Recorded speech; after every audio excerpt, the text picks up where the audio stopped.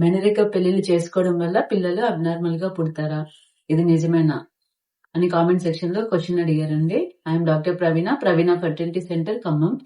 General గా మెనరిక పెళ్లిళ్ళు అంటే డైరెక్ట్ మేనమామని చేసుకోవడం కానీ మేనభావం చేసుకోవడం కానీ ఇలాంటి మ్యారేజెస్ చేసుకోవడం వల్ల కొంచెం పిల్లల్లో అయితే అబ్నార్మాలిటీస్ వచ్చే అవకాశాలు ఎక్కువగా ఉంటాయి. అలా అని అన్ని కపుల్స్ ఎఫెక్ట్ అవుతాయని కాదు. కానీ ఎఫెక్ట్ అయిన వాళ్ళైతే కొన్ని రిపీటెడ్ గా ఎఫెక్ట్ అయిన వాళ్ళని చూసాము. జనరల్ గా ఇప్పుడు మేనరికం అంటే మేనమామం చేసుకున్నప్పుడు ఫస్ట్ డిగ్రీ అంటాము. అదే మేనభావం చేసుకుంటే సెకండ్ డిగ్రీ అవుతుంది. కొంచెం రిలేషన్ దూరం వాళ్ళైతే థర్డ్ డిగ్రీగా తీసుకుంటాము. అయితే ఫస్ట్ డిగ్రీలో కొంచెం ఎఫెక్ట్ అయ్యే ఛాన్సెస్ ఎక్కువ, సెకండ్ డిగ్రీలో కంపారిటివ్ కొంచెం తక్కువగా ఉంటాయి. అసలు మేనరికంలో ఎందుకు బేబీ ఎఫెక్ట్ అవుతుంది మాట్లాడదాము. ఇప్పుడు వైఫ్ లో ఏదైనా జీన్ అబ్నార్మాలిటీ ఉన్నప్పుడు జనరల్ గా వాళ్ళు మనకి దూరం వాళ్ళని మ్యారేజ్ చేసుకోవడం వల్ల హస్బెండ్ లో ఆ జీన్ సేమ్ ప్రాబ్లం ఉండకపోవచ్చు. అదే మనం మేనరికాలు చేసుకోవడం వల్ల హస్బెండ్ లో సేమ్ జీన్ ప్రాబ్లం ఉండే అవకాశాలు ఎక్కువగా ఉంటాయి. రెండు జీన్స్ కూడా ఎఫెక్ట్ అవ్వడం వల్ల బేబీకి ఎక్స్ప్రెస్ అయ్యి బేబీ ఎఫెక్ట్ అవ్వడానికి ఎక్కువ ఛాన్సెస్ ఉంటాయి. మనకి రెండు జీన్స్ ఎఫెక్ట్ అయినప్పుడు ప్రాబ్లమ్ మనకి స్టార్ట్ అవుతుంది కాబట్టి డిస్టెంట్ వాళ్ళని చేసుకున్నప్పుడు హస్బెండ్ నార్మల్ ఉన్నప్పుడు బేబీకి ఎఫెక్ట్ అయ్యే ఛాన్సెస్ తక్కువ.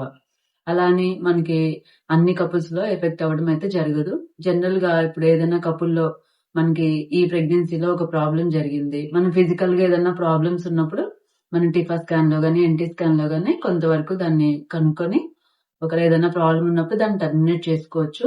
ఒకవేళ మనకి జన్యుపరంగా ఏదైనా ప్రాబ్లమ్స్ ఉన్నప్పుడు మనం అన్ని ఫస్ట్ ప్రెగ్నెన్సీలో కనుక్కోలేకపోవచ్చు.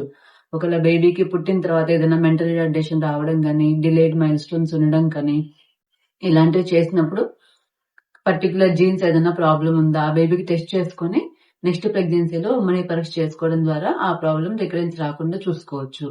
మనకి ఒకసారి ఉమ్మని పరీక్షలో కూడా ఎటువంటి ప్రాబ్లం తెలియలేదు, ఏమన్నా రిపీటెడ్ గా మనకి ప్రెగ్నెన్సీస్ ప్రాబ్లం అవుతున్నప్పుడు జనరల్ గా మేము ఐవీఎఫ్ అడ్వైస్ చేసి పీజీడీ చేసుకోవడం వల్ల కొంతవరకు మనకి హెల్దీగా ఉన్న బేబీస్ ని ట్రాన్స్ఫర్ చేసి హెల్దీ ప్రెగ్నెన్సీని ప్లాన్ చేయొచ్చు.